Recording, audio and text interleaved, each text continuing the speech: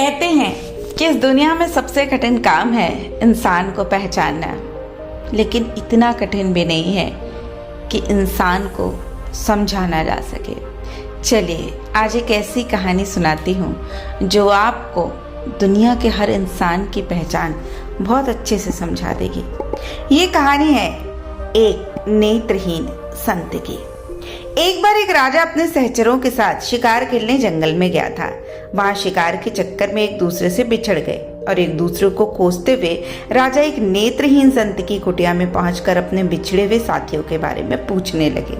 नेत्रहीन संत ने कहा, महाराज, सबसे पहले आपके सिपाही गए हैं, बाद में आपके मंत्री गए और अब आप खुद आए हैं। इसी रास्ते से आप आगे जाएं तो मुलाकात हो जाएगी। अब संत के बताए हुए रास्ते में राजा ने घोड़ा दौड़ाया और जल्दी ही अपने सहयोगियों से जा मिला और नेत्रहीन संत के कथनानुसार ही एक दूसरे से आगे पीछे वो पहुंचे थे।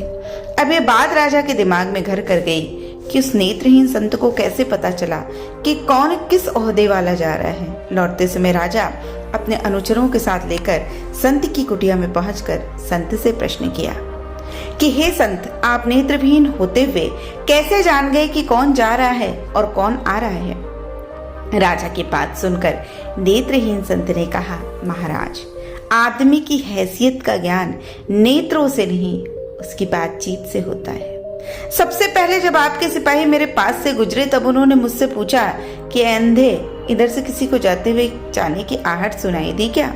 तो मैं समझ गया ये संस्कार विहीन व्यक्ति किसी छोटी पदवी वाला ही होगा, कोई सिपाही ही होगा। जब आपके मंत्री जी आए तो उन्होंने पूछा, बाबा जी, इधर से किसी को जाते देखा? तो मैं ये समझ गया कि ये कोई ऊंचे ओहदे वाला है, क्योंकि बिना संस्कारित व्यक्ति किसी बड़े पद पर आसीन नहीं हो सकता।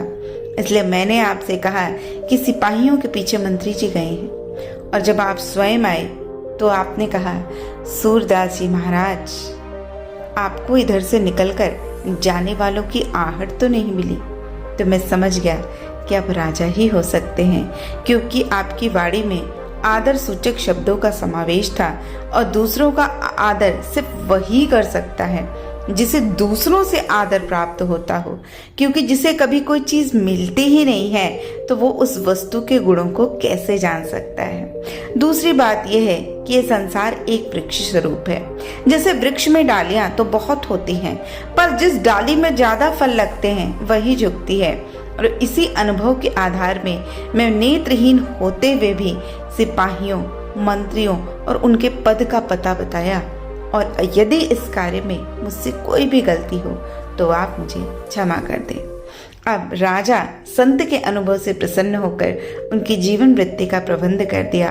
और ये कहानी हमें बताती है कि यदि आप ये चाहते हैं कि जिंदगी में आप ऊंचे मुकाम पे पहुंचे तो अपनी वाणी को ऐसा बनाएं कि वो छोटा हो चाहे बड़ा हो, उसको देखकर खराब ना हो। वही वाणी, बोलने का तरीका, वही आपको महान बनाता है। और एक दिन इसी तरह से कार्य करते हुए ऐसा व्यक्ति एक बड़े पद पर पहुंच जाता है। हो सकता है कोई व्यक्ति किसी भाग्य की वजह से या किसी अच्छे कर्म की वजह से कभी किसी ऐसे पद पर पहुंच जाए, लेकिन ऐसे लोग बिरले ही होते हैं। और आप देखेंगे जो बड़े लोग होते हैं उनकी वाणी बहुत ही संतुलित और सोच समझकर बोलने वाली होती है। तो यदि आप चाहते हैं कि आप भी अपनी ज़िंदगी में बड़ा काम करें, बड़ा मुकाम हासिल करें, तो लोगों को उनकी वाणी से पहचानिए और खुद की वाणी में भी बहुत महत्वपूर्ण सुधार लाने का प्रयास करिए।